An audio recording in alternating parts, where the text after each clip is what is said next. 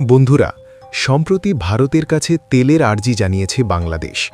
একবার ভাবুন, যারা কয়েকদিন আগেও ভারতের সেভেন সিস্টার্স দখল করার দিবাস্বপ্ন দেখছিল, যারা প্রকাশ্য দিবালোকে হিন্দু নিধন আর ভারত বয়কটের ডাক দিচ্ছিল, আজ তাদেরই কিনা বাঁচতে হচ্ছে ভারতের দেওয়া ডিজেলে। আজ ভারত চাইলে এক তুড়িতে গোটা বাংলাদেশের চাকা স্তব্ধ করে দিতে পারে, কিন্তু ভারত তার উদারতা আর বিশাল হৃদয়ের পরিচয় দিয়ে আবারও প্রমাণ করল এই উপমহাদেশে কে আসল বস। আজকের ভিডিওতে আমরা উন্মোচন করব সেই সত্য যা শুনলে প্রতিটি ভারতীয়র বুক গর্বে 56 ইঞ্চি হয়ে যাবে। শুনলে অবাক হবেন যে ইরান ইসরায়েল যুদ্ধের জন্য বিশ্ববাজারে তেলের দাম আগুন, যে সংকটে বড় বড় দেশ হিমশিম খাচ্ছে, সেই পরিস্থিতিতেও ভারত নিজের বন্ধুত্বের হাত বাড়িয়ে দিয়েছে। কিন্তু প্রশ্ন হল, যারা প্রতিনিয়ত ভারতের ক্ষতি করার ছক কষছে, তাদের কেন এই সাহায্য? ভারতের এই চালের পেছনে কি কোনো মাস্টারস্ট্রোক লুকিয়ে আছে, নাকি এটা কেবলই ভারতের দয়া? পুরো বিষয়টি না জানলে আপনি ভারতের এই ভূরাজনৈতিক বিজয় বুঝতে পারবেন না। তাই ভিডিওটি একদম শেষ পর্যন্ত দেখুন, কারণ শেষে এমন এক তথ্য দেব যা কোনো মিডিয়া আপনাকে বলবে না।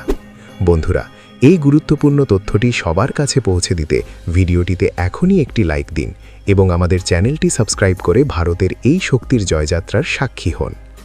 এখন একটু ভেবে দেখুন, গত কয়েক মাসে বাংলাদেশে কি হয়নি? শেখ হাসিনা ভারতে আশ্রয় নেওয়ার পর থেকেই একদল উগ্রবাদী মানুষ ভারতকে হুমকি দেওয়া শুরু করল। কেউ বলল 7 বোন বা সেভেন সিস্টার্স দখল করে নেবে, কেউ ভারতীয় পণ্য বর্জন করে উৎসবে মেতে উঠল। এমনকি হিন্দুদের ওপর পাশবিক অত্যাচারের খবরও আমাদের সবার সামনে এসেছে। তাদের মধ্যে একটা যুদ্ধংদেহী ভাব তৈরি হয়েছিল, যেন ভারত তাদের চিরশত্রু। কিন্তু কথায় আছে না, অহংকার পতনের মূল। যখন পেটে টান পড়ে, যখন কলকারখানা বন্ধ হওয়ার দশা হয়, তখন আর ভারত বয়কটের কথা মনে থাকে না। এখানে একটা টেকনিক্যাল বিষয় আপনাদের খুব সহজ করে বুঝিয়ে বলি। একটি দেশের অর্থনীতির রক্ত হলো জ্বালানি তেল বা ডিজেল। ডিজেল ছাড়া ট্রাক চলবে না, পণ্য পরিবহন বন্ধ হয়ে যাবে, এমনকি চাষাবাদের পাম্পও ঘুরবে না। বাংলাদেশ যখন এই গভীর সংকটে পড়ল, তখন তারা দেখল বিশ্বের আর কোনো দেশ তাদের এই মুহূর্তে সস্তায় এবং দ্রুত তেল দেওয়ার ক্ষমতা রাখে না।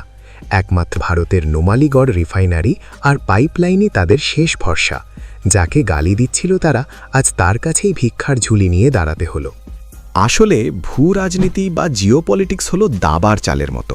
এখানে আবেগ নয়, কাজ করে স্বার্থ এবং শক্তি। ভারত খুব ভালো করেই জানে, প্রতিবেশী দেশে যদি চরম অস্থিরতা তৈরি হয়, তবে তার প্রভাব ভারতের সীমান্তেও পড়তে পারে। তাই ভারত মানবিকতার খাতিরে এই সিদ্ধান্ত নিয়েছে।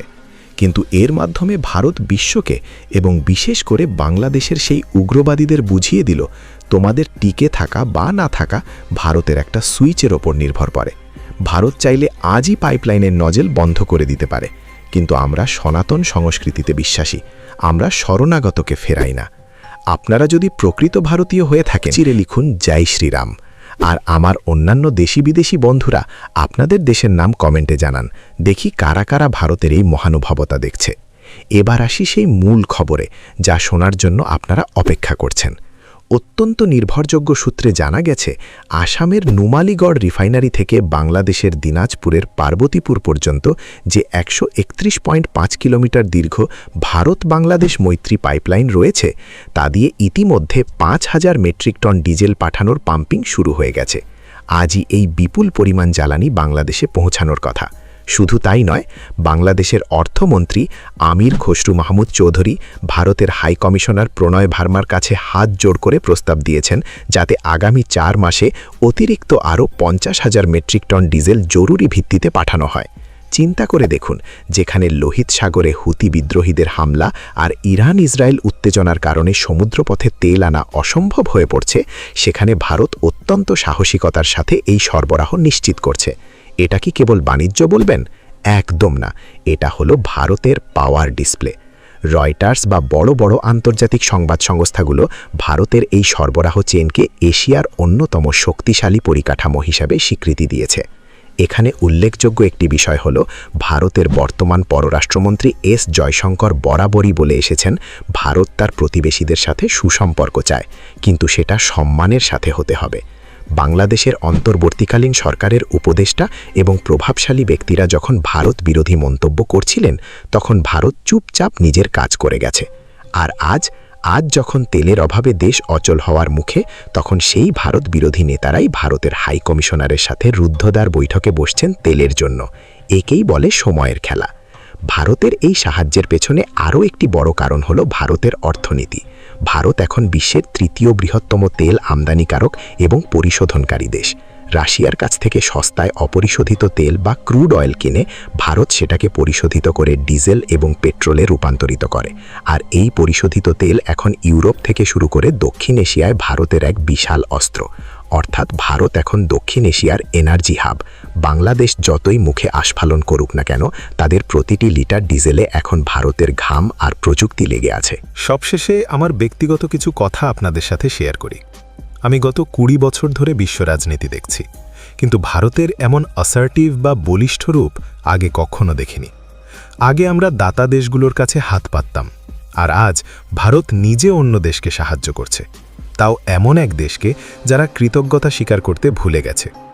বাংলাদেশের সাধারণ মানুষকে বলবো, আপনাদের তথাকথিত নেতারা আপনাদের মিথ্যে স্বপ্ন দেখায়, ভারতকে গালি দিতে শেখায়।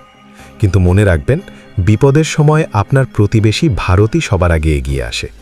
একবার ভাবুন তো, যে 7 বোন বা 7 সিস্টার্সকে কবজা করার হুমকি আপনারা দিচ্ছিলেন, আজ সেই আসামের মাটি থেকেই আপনাদের জীবন বাঁচানোর রসদ যাচ্ছে। যারা রাজপথে দাঁড়িয়ে ভারতের তেরঙ্গা অপমান করেছিলেন, আজ কি তারা লজ্জায় মুখ লুকানোর জায়গা পাবেন? ভারত আজ দেখিয়ে দিল যে আস্ফালন আর শক্তির মধ্যে আকাশ পাতাল তফাত আছে। আমরা চাইলে আজ সীমান্ত সিল করে দিয়ে আপনাদের অন্ধকারে নিমজ্জিত করতে পারতাম, কিন্তু ভারত ঋষিদের দেশ। আমরা প্রতিহিংসায় নয়, বরং মহানুভবতায় বিশ্বাস করি। এই যে পাইপলাইন দিয়ে তেল যাচ্ছে, এটা কেবল জ্বালানি নয়, এটা ভারতের সেই বিশাল হৃদয়ের রক্ত যা প্রতিবেশীকে বাঁচিয়ে রাখছে। ভারতের এই নিঃস্বার্থ সাহায্য কি আপনাদের সেই সব ভারত বিদ্বেষী ইউটিউবার বা নেতাদের চোখে পড়ে না? আজ যখন বিশ্ববাজারে 1 ফোঁটা তেলের জন্য হাহাকার, তখন ভারত নিজের ভাণ্ডার উজাড় করে দিচ্ছে কেবল বন্ধুত্বের খাতিরে। যারা ভেবেছিলেন ভারতকে একঘরে করবেন, আজ তাদেরই ভারতের দুয়ারে লাইন দিয়ে দাঁড়াতে হচ্ছে। আমাদের প্রযুক্তি, আমাদের রিফাইনারি আর আমাদের সদিচ্ছা আজ আপনাদের অর্থনীতির চাকা সচল রাখছে। ভারত প্রমাণ করে দিল যে দক্ষিণ এশিয়ায় দাদাগিরি নয়, বরং অভিভাবকত্ব করার যোগ্যতা একমাত্র আমাদেরই আছে। এই যে তেলের পাম্প চলছে, এটা আসলে আপনাদের সেই সব অসার আস্ফালনের ওপর ভারতের এক চূড়ান্ত সজোর চপেটাঘাত। আগামী দিনে যখনই আপনাদের দেশে তেলের গাড়ি চলবে, মনে রাখবেন সেটার প্রতিটি ফোঁটায় ভারতের দয়া মিশে আছে। সত্যকে স্বীকার করতে শিখুন, নতুবা ইতিহাসের পাতায় আপনাদের এই দম্ভ কেবল হাসির খোরাক হয়েই থাকবে। ভারত কোনো দিন মাথা নয়ায়নি, আর আজ তো ভারত বিশ্বজয়ের পথে পা বাড়িয়েছে। ভারতের এই পাইপলাইন কূটনীতি প্রমাণ করে যে আমরা শুধু যুদ্ধক্ষেত্রে নয়, আমরা অর্থনীতির টেবিলে এবং মানবিকতার ময়দানেও জয়ী। যারা ভারতকে ভাঙার স্বপ্ন দেখছে, তাদের বলবো, আগে ভারতের নুন আর তেল খাওয়া বন্ধ করো, তারপর যুদ্ধের কথা বলো। ভারত তার তেরঙ্গার মর্যাদা রক্ষা করতে জানে এবং বন্ধুদের বিপদ থেকে উদ্ধার করতেও জানে। কিন্তু এই দয়াকে যেন কেউ দুর্বলতা না ভাবে। ভারত আজ বিশ্বের দরবারে এক অপ্রতিরোধ্য শক্তি। বন্ধুরা, ভারতের এই বীরত্বপূর্ণ পদক্ষেপ সম্পর্কে আপনার মতামত কি? ভারত কি উচিত কাজ করেছে, নাকি এই সাহায্য বন্ধ করে দেওয়া উচিত ছিল? আপনার মন্তব্য আমাদের জানান। ভারতের জয় হোক, তেরঙ্গার জয় হোক। জয় হিন্দ।